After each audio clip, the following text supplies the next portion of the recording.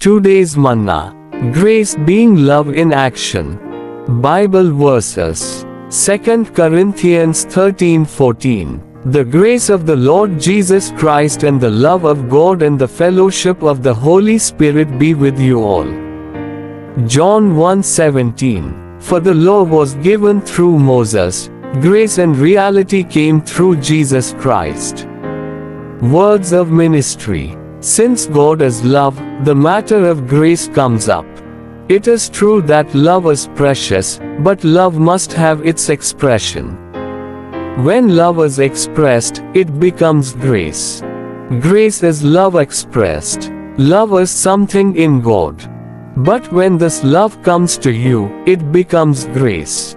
If God is only love, He is very abstract. But thank the Lord that although love is something abstract, with God it is immediately turned into something substantial. For example, you may have pity on a pauper, and you may love him and have sympathy for him. But if you would not give him food and clothing, the most you could say is that you love him.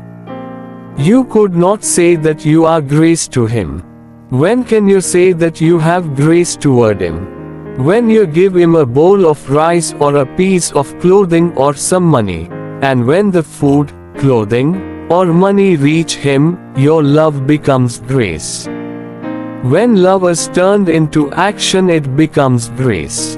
The emphasis of the Bible is on the love of God and the grace of the Lord Jesus.